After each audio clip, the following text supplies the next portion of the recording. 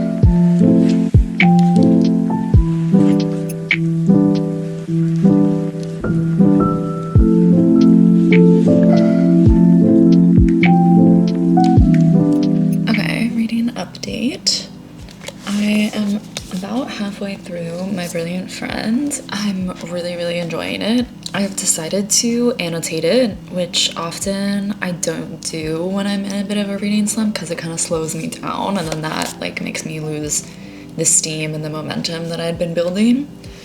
But I was just like loving the writing. It's so good. It's not like overly lyrical or anything like that. It's just super powerful and full of like relatable scenes and really relatable lines that are just super succinct and able to capture an experience so well. So I just felt the need to like underline, and I've been having a lot of thoughts as well. So I'm actually writing in the margins a lot more than I usually would, which feels really good. I think that really shows to me I'm engaging with the text and like feeling a lot more than usual, which is always like a wonderful feeling when you're reading. I think it's like almost the goal of reading, basically. Since it takes place in this like smaller town in Naples, a lot of it is about the classism that people experience on a day-to-day. Most people work kind of like trades or they own their own shops, so they're not super wealthy. And I think at this time in the world, it's like in the 50s, people are really starting to gain like independent wealth, owning luxury goods, and other people are seeing that and feeling like they need to capitalize on that they want to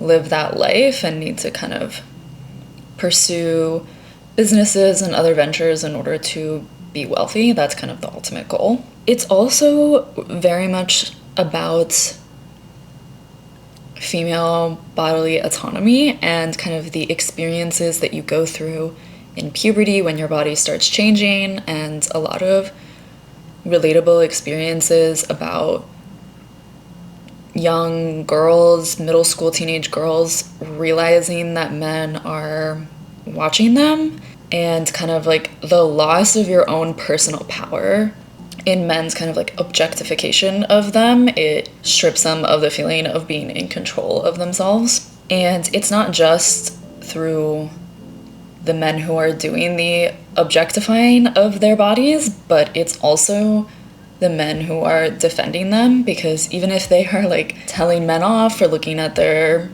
sisters or their daughter, it's not because they're trying to protect the women, it's because they're trying to assert their own kind of dominance. It's more like, don't look at my sister, because that's disrespectful to me as a man. There's multiple like angles of this like patriarchal theme. I think what's really interesting is the intersection of the classism and the sexism, because the men who feel poor, who feel less than others because they are not as wealthy, kind of take that out in an aggressive, sexist way, either to their own family members or in their defending of family members, or kind of the reverse. If they're a man who is wealthy, they feel a entitlement to women's bodies, that because they're wealthy, they are better than, so they own these women.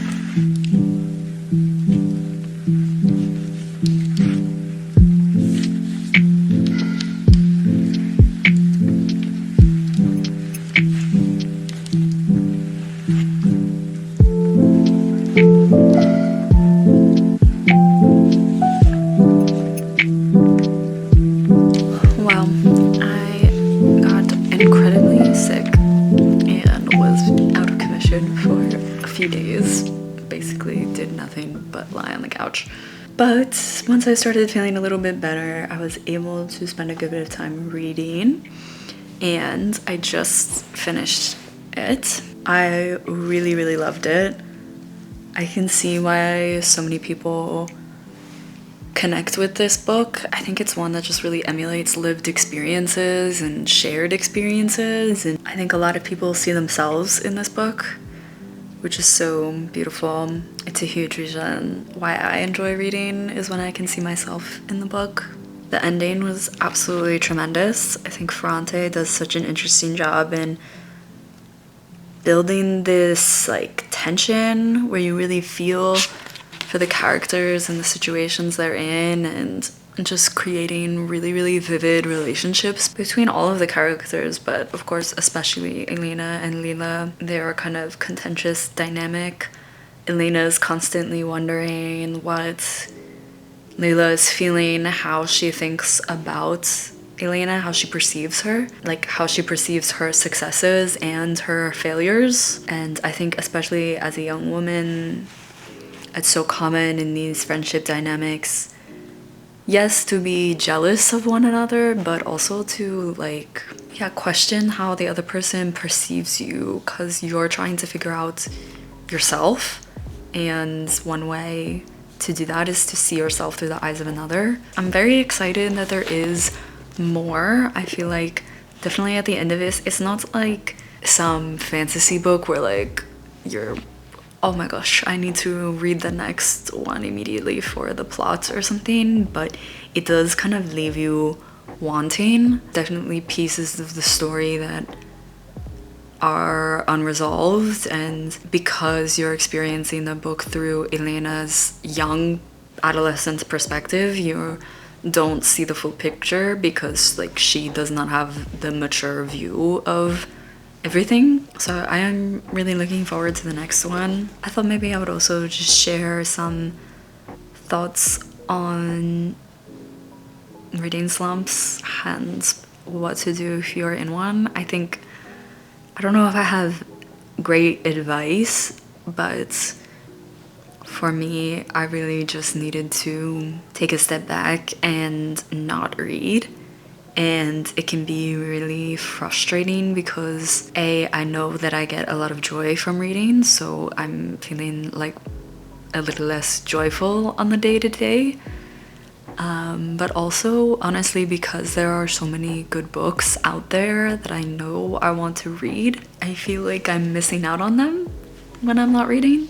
But I don't think there was any other way. I think if I had forced myself through books and forced myself to read, I would have disliked most of the books because they were just not the right books at the right time, and that was just no books for me for the last few months. I think you kind of have to trust that if you love reading and you need to take a break from it, you will find your way back to it eventually, and that will be the right path for you. It's not that I'm saying you shouldn't be intentional with your reading. I wish I was more intentional still, but sometimes you just have to prioritize other things in life. I also think finding the right book, if you've picked up a bunch of books and by page 30 you're just not feeling it, just put it down. You don't need to like DNF it and say like, I'm never gonna read this, like this book is bad and I'm never gonna read it again. Like, just put it down and try and pick it up in a couple of months. There's no linear way of reading that you have to be, and you can experience everything as it comes. I do that really often, and I think it really helped me to find the books that would speak to me. You don't know what's gonna hit you until you're already in it, so allowing yourself that kind of grace and flexibility is immensely helpful as well. Normally I would also say, you know, don't annotate.